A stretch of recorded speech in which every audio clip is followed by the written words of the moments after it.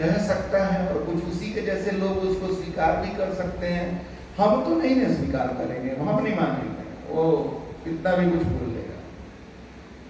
क्योंकि सनातन धर्म का तो मतलब ही है सत प्लस आतन से वो बना ही हुआ। जो सच्चा धर्म है,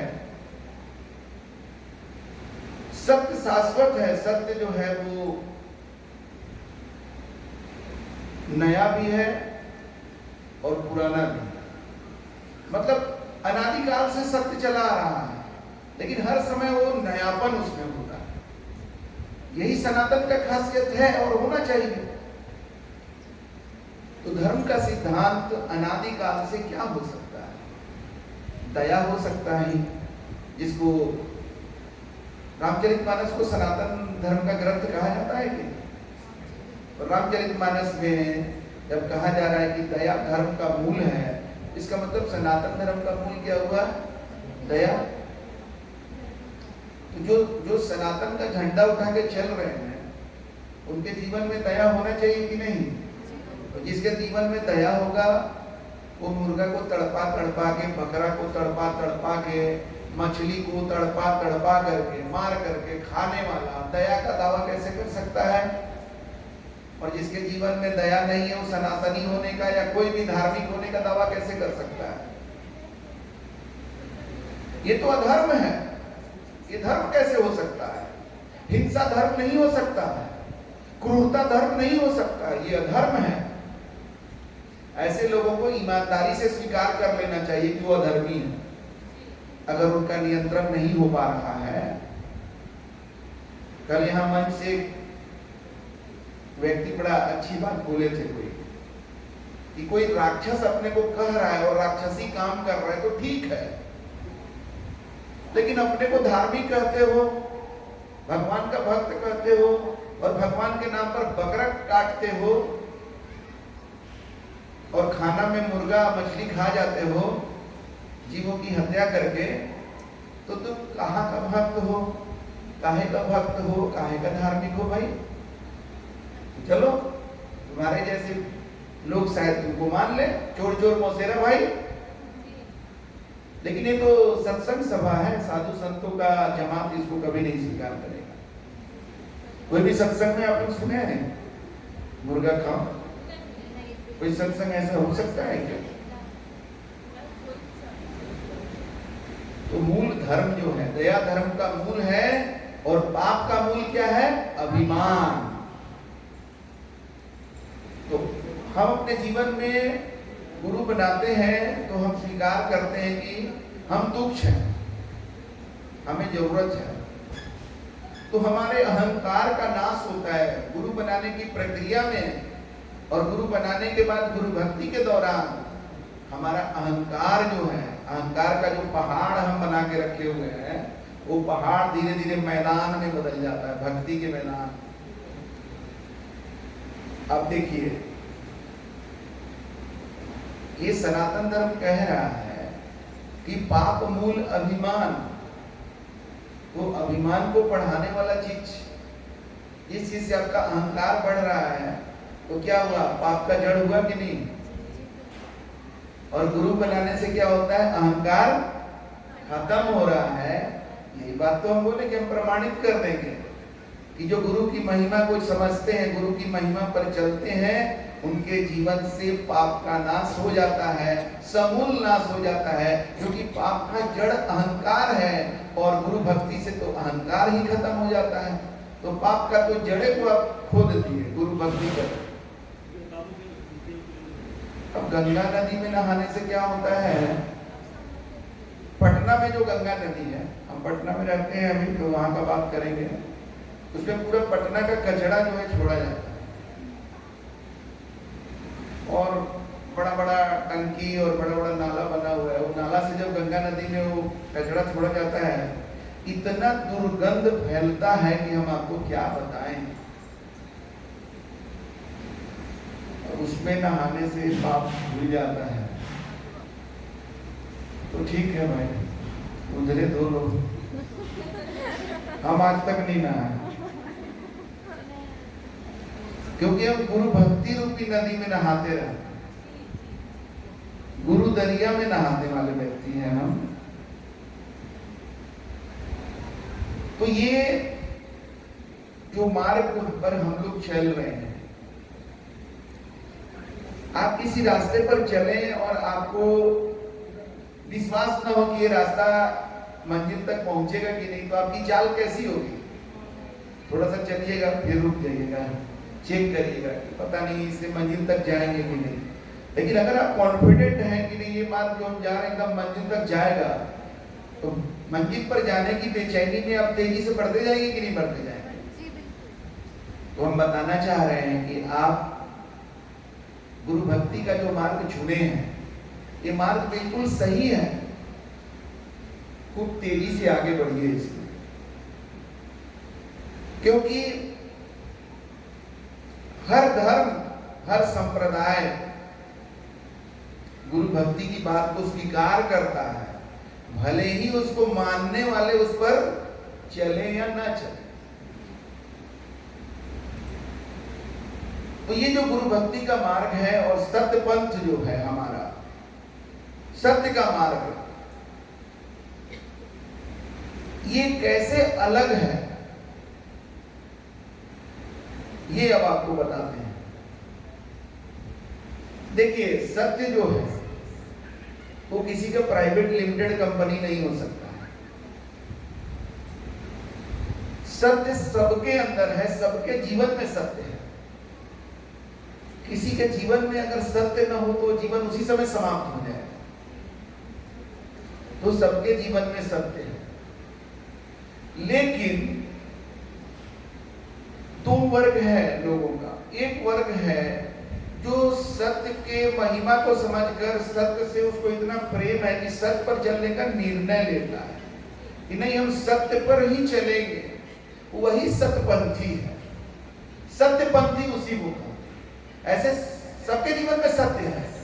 ऐसा नहीं कि हम कह दिए कि भाई हम लोग सत्य के मार्ग पर चलने वाले हैं, हम लोग सत्यपंथी हैं, तो हम ही लोग के पास सत्य है केवल, ऐसा नहीं है। सत्य सबके पास है, लेकिन हम लोगों ने निर्णय लिया है, निर्णय लेके सत्य पर चल रहे हैं। और अधिकतर लोगों के जीवन में क्या है, सत्य के लिए निर्णय नहीं है। क्या निर्णय है? हम अपने हिसाब से चलेंगे, मन के हिसाब से चलेंगे।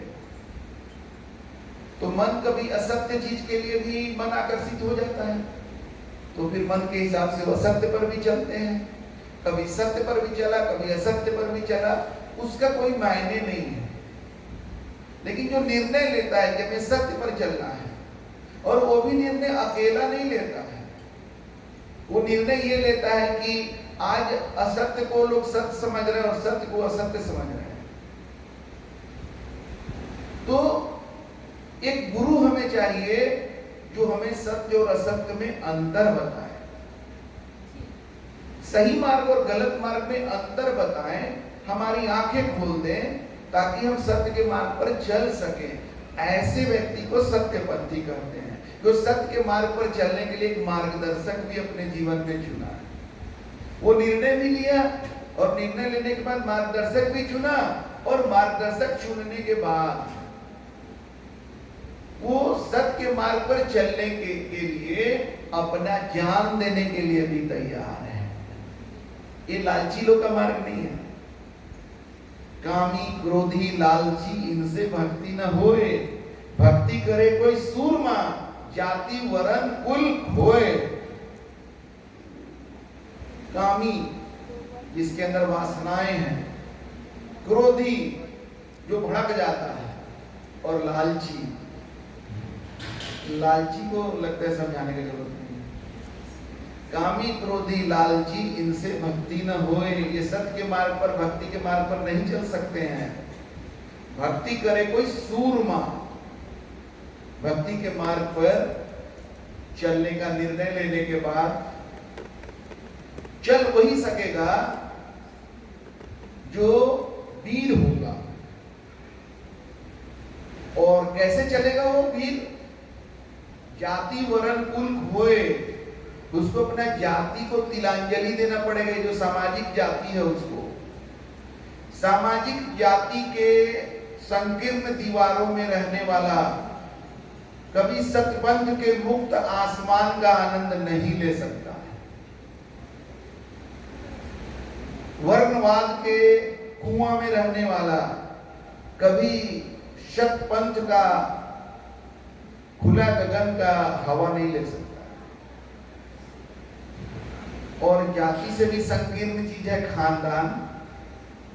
जाति में तो बहुत सारे खानदान होते हैं, एक जाति में बहुत सारे खानदान होते हैं, तो खानदान जाति से भी संकीर्ण है।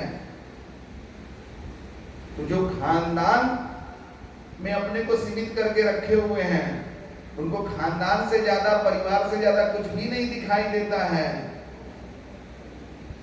उन लोगों का जीवन कुआं के मेढक के जैसा है। वो सत्य, प्रेम और अहिंसा के मार्ग पर नहीं चल सकते हैं। तो ये सत्य का मार्ग को हल्का फुल्का मत लीजिएगा, ये कोई खेल नहीं है। हम लोग तो किसी को भी देखते हैं तो उसको समझाने लग जाते हैं, और समझाना भी चाहिए, कोई गलत बात नहीं है। किसी का चेहरा देख करके ये तय कर देना कि ये क्या चलेगा सत्य के मार्ग पर, गलत बात है। अवसर दीजिए, सभी में संभावना है, कोई भी चल सकता है, कोई भी चल सकता है सत्य के मार्ग पर। सबके अंदर वो क्षमता है, लेकिन अब उस क्षमता का वो क्या हाल बना के रखा है अपने जीवन में, इतना अपने को कमजोर बना लिया है। काम वासना के आगे, क्रोध के आगे, लोभ के आगे, जातिवाद के आगे वो इतना कमजोर हो गया है, अपने परिवार के स्वार्थ में इतना कमजोर है कि वो अपनी क्षमता को गंवा बैठा है। सत्य के मार्ग पर चलने के लिए जो बहादुरी का जरूरत है वो गंवा चुका है। अब देखिए, एक शब्द है मर्दानगी, ये सब आम भाषा में लोग बोलते हैं। साधु संत लोग उसके लिए पुरुषार्थ शब्द का इस्तेमाल करते हैं। पुरुषार्थ, तो साधु संत जो पुरुषार्थ शब्द का इस्तेमाल करते हैं, तो ये एक गुण है। बहुत सारे पुरुष ऐसे होते हैं जो देखने में पुरुष हैं, लेकिन उनके अंदर पुरुषार्थ नहीं है। अंदर से नारी, बाहर से नर। और इसका उल्टा भी है। बहुत सारी नारियां हैं, यहाँ ज्यादातर यहाँ बैठी हुई है, तो देखने में नारी है, लेकिन वो अंदर से पुरुष है। पुरुषार्थ उसके अंदर इतना है कि वो डरती नहीं है। और बहुत सारे पुरुष ऐसे हैं जो अंदर से कलेजा नहीं होते। तो साधु संत पुरुषार्थ की बात करते हैं, पुरुष की बात नहीं करते, क्योंकि उसमें धोखा है। देखने में पुरुष और अंदर से पुरुषार्थ गायब, खाली खोखा। डब्बा खाली, बोतल ले ले मेरे यार, यहाँ नहीं चलेगा। तो भाई डब्बा देख करके तो हम लोग समझाने लगते हैं सबको। कभी कभी हम अपना पुराना रिकॉर्ड देखते हैं कि पिछले सालों में हम कितना लोगों को समझाए। कोई ऐसा आदमी का ख्याल आता है कि हम अपना माथा पकड़ लेते कि हम कैसा आदमी को समझा रहे थे सतपंथ के बारे में। उसका है, उसको चलने का हिम्मत उसके अंदर, हम भी जो है ना कहाँ मगजमारी कर रहे हैं। तो फिर अपने को कहते हैं कि यार क्या किया जाए। किसी को रिजेक्ट कर देना चेहरा देख के भी गलत है, तो अब हम बड़ा हिसाब से समझाते हैं, नाप तोल के थोड़ा समझाते हैं, बेहिसाब नहीं समझाते हैं। थोड़ा सा समझा के चेक कर लेते हैं, थोड़ा समझाए और चेक कर लिए, इतना समझा तो कितना चला, क्या इसमें परिवर्तन आया। तो कुछ परिवर्तन आता है तब हम उसको आगे समझाते हैं। लेकिन जब देख लेते हैं कि गधा से घोड़ा बनाना बड़ा मुश्किल है, हम तो घोड़ा समझ करके रेस में ला रहे थे, लेकिन घोड़ा नहीं है, गधा है, और गधा को हम घोड़ा नहीं बना पाए। वो वाला जादूगरी मेरे पास नहीं है, तो छोड़ दे। अपना माथा काय के लिए फोड़ना है भाई? काहे कि हम भारत के वासी हैं, हम उस देश के वासी हैं जहां 140 करोड़ लोग रहते हैं। अब बताइए जरा, 140 करोड़ लोगों तक पहुंचने में हमको कितना साल लग जाएगा? तो हम लोग अगर कुछ लोगों को ही समझाने में लगे रहेंगे सालों साल तक, तो हम कितना लोगों को जिंदगी में समझा पाएंगे? तो इसलिए आप सबसे मेरा कहना है कि आप लोगों को जब ये मार्ग अच्छा लगता है तो आप चाहते हैं कि हम सबको बताएं, सबको सतमार्ग के बारे में बताएं, सबको इस मार्ग में लाएं। आपको अपने गुरु जी में परमात्मा का दर्शन होता है तो आपको लगता है कि और को कहीं नहीं दर्शन होता है। अरे आपका कितना जन्मों का वो संस्कार है, तब आपको दर्शन हो रहा है, और को दर्शन नहीं हो रहा है। क्या है भाई? अब उसका चश्मा खराब है तो क्या करिएगा? क्योंकि धर्म ग्रंथ तो कहता है कि गुरु ब्रह्मा गुरु विष्णु गुरुदेव महेश्वर। ऐसा तो नहीं कि आपको ही पहली बार कुछ ऐसा आपको दर्शन हुआ है। ये जुगों जुगों से जो भक्त लोग हैं उनको गुरु में परमात्मा का दर्शन होता आया है, तभी तो ग्रंथ में वो बातें हैं। ये स्कंद पुराण का श्लोक है। तो भाई सनातन धर्म का पाठ है कि नहीं? पुराण, वेद पुराण कहते हैं ना, सनातन धर्म का ग्रंथ है, तो फॉलो क्यों नहीं करते हो? इसका जवाब है, एक भी श्लोक जो है सदग्रंथों का, जो भी सदग्रंथ है, गीता है, रामचरितमानस है, या संतों के वाणी वचनों का संग्रह कहीं है, जैसे गुरु ग्रंथ साहब है जिसमें गुरु नानक की वाणी का संग्रह है, संत कबीर के वाणी का संग्रह है, उसी तरह से अनुराग सागर है जिसमें संत कबीर के वाणी का संग्रह है। ये सब जो महान ग्रंथ हैं, इसमें का कोई एक दोहा और एक साखी को कोई अपने जीवन में अप्लाई करेगा तो उसका जीवन कहां से कहां चला जाएगा। हम तो करिए दोहा रामचरितमानस का चौथा क्लास में अप्लाई किए, तो उसी एक दोहा से मेरा जीवन कहां से कहां चला गया। एक दोहा, प्रातः काल उठे रघुनाथा, मातु पिता गुरुदेव ही माता, यही दोहा मेरा जिंदगी को बदल। जरूरत है धारण करने का। इस दोहा को पढ़ करके हम अपने माता पिता को बंदगी करना शुरू कर दिए, लेकिन हम सोचते रहते थे कि भगवान राम तो माता पिता के अलावा गुरु को भी बंदगी करते थे। हमारे तो गुरु नहीं है, हमें गुरु खोजना पड़ेगा। हमने गुरु की खोज की और खोजते खोजते जो है गुरु कहाँ मिले? इंडियन रेलवे में मिले। इंडियन रेलवे का बड़ा महत्व है, खास करके उसका जनरल बोगी का। उसका जनरल बोगी में भांति भांति के लोग रहते हैं। मत सोचिएगा कि खाली उसमें गरीब लोग रहता है, भांति भांति के लोग मिलेंगे जनरल बोगी में। हमारे गुरुजी हमको जनरल बोगी में मिले थे। तो संत कबीर की एक वाणी है, जिन ढूंढा तीन पाइया गहरे पानी बैठ, जो बोरा डूबन रहा किनारे बैठ।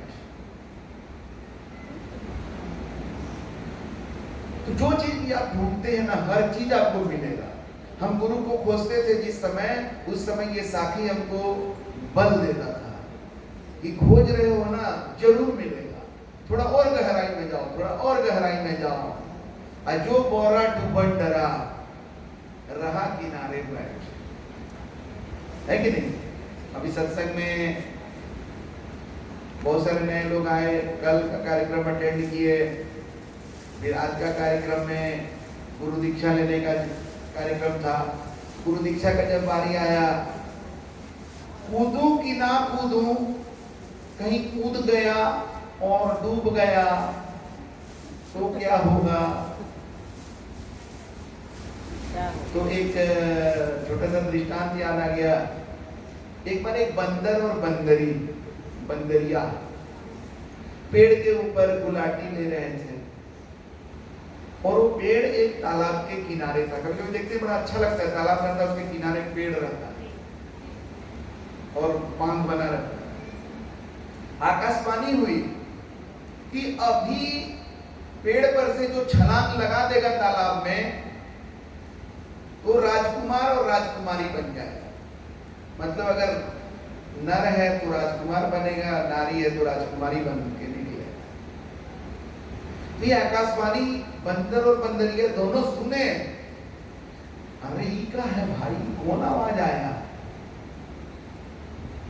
बस बंदरिया छलांग लगा, और जब अंदर से पानी में से निकल रही है तो देख रही है सुंदर राजकुमारी बन गई। बोली मेरा राजकुमार कहाँ है? तो राजकुमार ऊपर से पेड़वा पर से दांत निपोर रहा था। अरे ससुरा तू उधरे रह गया। अच्छा तो तुम छलांग क्यों नहीं लगाया? हम ना सोचे कि पता नहीं छलांग लगाने से राजकुमार बनेंगे कि नहीं। ये आकाशवाणी था कि भ्रम था, हम यही सोचने लगे, इसी पे हम नहीं कूदे। तो बोली कि रे ससुरा, तो कूद जाता तो राजकुमार नहीं बनता तो कम से कम बंदरवे न रहता। ऐसे भी बंदरवे है, कूद ही जाता, डूब तो नहीं मरता। अब तू पेड़ पर ही डूब मर, मैं चली अपने राजकुमार को।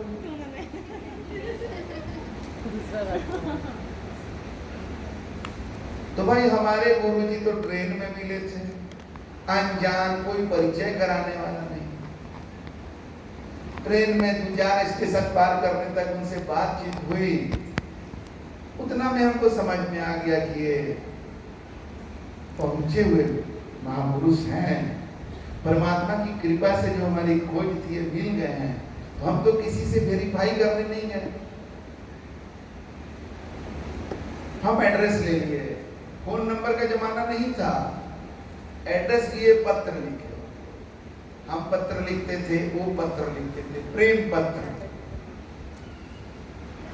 पहले प्रेम होता था तो प्रेम पत्र लिखाता था, अब प्रेम होता है तो व्हाट्सएप लिखाता है। लिखाता जरूर है, क्योंकि जब लिखाया नहीं तो समझो प्रेम नहीं। तो हमारे गुरुदेव जो है पत्र का जवाब बड़ा अच्छा से देते थे, और इस तरह से पत्र के द्वारा सत्संग चालू हो गया, प्रेम बढ़ने लगा।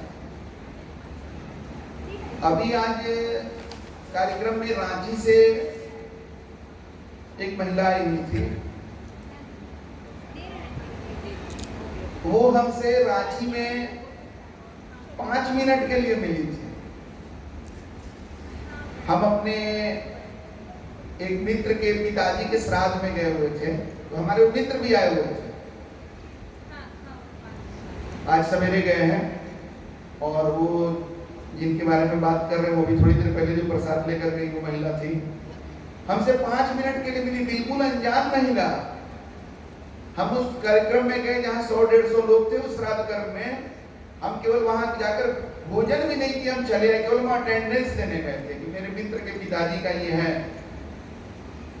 और आज वो अपना स्टेज से बता रही थी कि हम जब इनको देखे तो हमको लग गया देख कर ही कि कोई आध्यात्मिक पुरुष है ये, इनसे मिले बिना हम जाएंगे ही नहीं। लेकिन हमको लगता था कि हम अकेले कैसे जाएं। तो हमारी 4 भाई बहन हम लोग थे, तो हम चारों को बोले कि कोई तो चलो मेरे साथ, तुमसे हम मिलना चाहते हैं। कोई नहीं तैयार ना, तुमको मिलना है तो तुम जाओ, तुम बड़ा यही सब खाली करते रहती है, तुम सब साधु बाबा लोग के चक्कर में जाओ, तुमको जाना है, हम लोग नहीं गए। बोली कि लास्ट में हमको लगा कि कहीं आप चले ना जाए, बस हम अकेले चले आए। वो अकेले मेरे पास आई और हमको प्रणाम की, और प्रणाम करके कह रही आप अपना परिचय बताइए। तो हम परिचय बता दिए कि हम एक इंसान है जिसको पहचानने के लिए दीपक नाम रखा गया है। और हम अपने गुरु के द्वारा बताए मार्ग पर सत्य पर चलते हैं। यही मेरा परिचय है। क्या उनको समझ में आया? वो कहीं हम आपसे जुड़ना चाहते हैं सीधा। हमारे गुरु की खोज हम बहुत पहले से कर रहे हैं, तो आप हमको मार्गदर्शन दीजिए शॉर्ट में। तो बस मेरे पास तो सबसे शॉर्ट वाला है ना, एक शॉट लगा दिए और वो देखिए आज गई थी यहाँ, गुरु दीक्षा ले ली, गुरु दीक्षा लेकर के गई। हमने उनको नाम ही दे दिया, वो चकरा गई। ऐसा भी कोई गुरु होता है क्या? ऐसे करके नाम दे सकते थे? ऐसा भी होता है क्या? कोई नाम झाप नहीं। फिर बोली कि हम आपसे फोन पर बात कर सकते हैं क्या? हम बोले बिल्कुल कर सकते हैं। तो अपना फोन नंबर दे दीजिए। फोन नंबर सेव कर ली। तब तक दो दंपत्ति और आए, पति पत्नी। वो बोले हमको भी अपना नंबर दे दीजिए, और आप अभी इनको क्या नाम कुछ दिए हैं, आप इनको कुछ बताएं, वो हमको भी बताइए। तो उन लोग को भी बताए। तो बोले नहीं रुक जाइए, हम रिकॉर्ड करेंगे। तो फिर से हम बोले, वो लोग रिकॉर्डिंग किया, मेरा नंबर उन लोग भी रख लिया। वो लोग जो बाद में आया था, वो प्रकट दिवस में लोग पूरा परिवार आया था, पूरा दीक्षा लेकर के उन लोग भी गया। और ये उस समय इसलिए नहीं आ पाई क्योंकि इनका अमृतसर जाने का टिकट किया हुआ था, संजोग इनका उस समय नहीं था। इस समय ये आई अकेले चली। इनके साथ आने वाले और लोग भी रांची से तैयार थे, बट लास्ट मोमेंट में उन लोग का प्रोग्राम चेंज हो गया। बट इनका निर्णय कैसा था, ये अकेले ही आ गई। अब देखिए, कोई 5 मिनट के मुलाकात में पहचान जा रहा है, कोई यहाँ परिचय कराने वाला नहीं है। मेरा दोस्त परिचय नहीं कराया क्योंकि वो तो लगा हुआ था वो कर्मकांड में। वो भी आया था तो बता रहा था कि जानते हो कर्मकांड में जो हम लगे थे ना, तो 15 दिन से ऊपर मेरा पूरा ये वो सब दर्द करते रहा, इतना विधि हुआ। 5 को पंडित को बुलाया हुआ था, इतना विधि करा रहा था सब में कि क्या बता।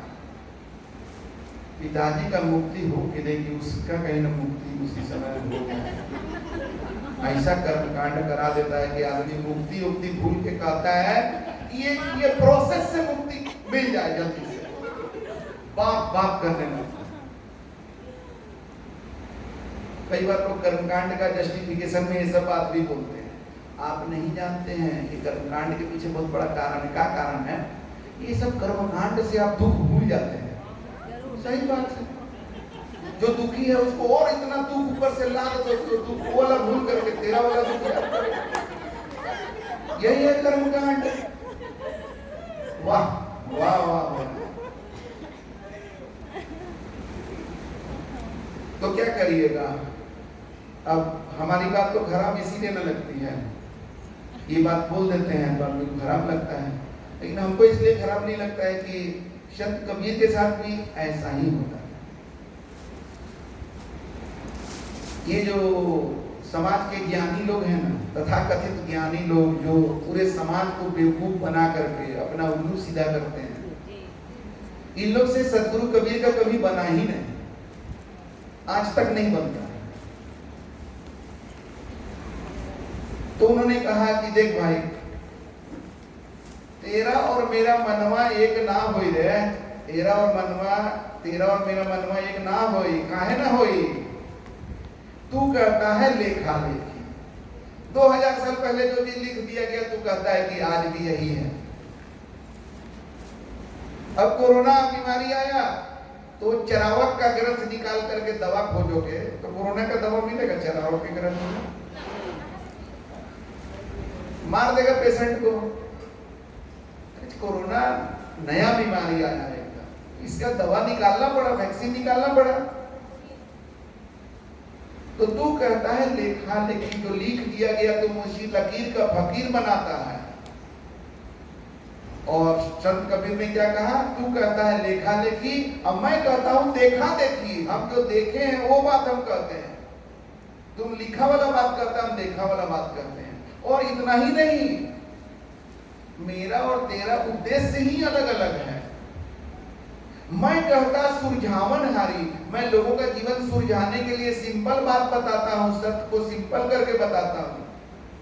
और तू राखियो उलझाई रे, तुम उलझा करके रखे हुए हो लोगों को, तो मेरा तेरा कैसे मैच करेगा? हम कितना भी कोशिश करते हैं कि ऐसा बोलेंगे कि किसी को चोट ना लगे, कोई दुखी नहीं हो हमसे, नहीं हो सकता। लेकिन तब बोल भी नहीं करेंगे तभी होगा।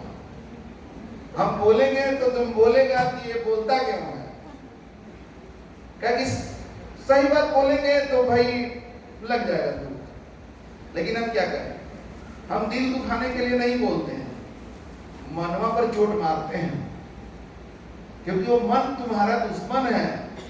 हम मार रहे हैं तुम्हारे दुश्मन को, लेकिन दर्द तुमको हो जा रहा है क्योंकि तुमने बेवफा सनम बना के रखा है। तेरा सनम बेवफा है, मन को तुम सनम बना के रखे हो, वो है दुश्मन। तो दुश्मन को सनम बनाओगे तो हम क्या करें, हम तो तुम्हारे दुश्मन को मारते, लेकिन दर्द हो जाता है। मेरे धर्म के बारे में, मेरे संप्रदाय के बारे में, मेरे इसके बारे में ऐसा कैसे बोल दिए। अरे भाई, धर्म किसी का प्राइवेट होता है क्या? मानव का धर्म क्या हो सकता है? मानवता ही हो सकता है। और मानवता क्या है? किसी आदमी को झूठ बोल करके ठग लेना मानवता है क्या? आपको, आपसे कोई झूठ बोल करके ठग लेता है, कोई काम कर लेता है, आपको उल्लू बना देता है, तो आपको अच्छा लगता है क्या? तो मानवता, सत्य, प्रेम, आपसे कोई रूखा बात करता है तो अच्छा लगता है, लेकिन कोई आपसे प्रेम से बात करता है तो अच्छा लगता है कि नहीं लगता? कितना लोग का ये डायलॉग रहता है, देखिए प्यार से हमसे जान मांगिएगा तो दे देंगे, लेकिन टेढ़िया करके तो हमसे आप कुछ नहीं ले सकते। कितना सही बात है। प्यार में लोग जान देने के लिए तैयार होते हैं। प्रेम में शक्ति है ना, और अहंकार बोलता है बर्बाद हो जाएंगे, लेकिन तुमको नहीं। तो ये मानवीय गुण है ना,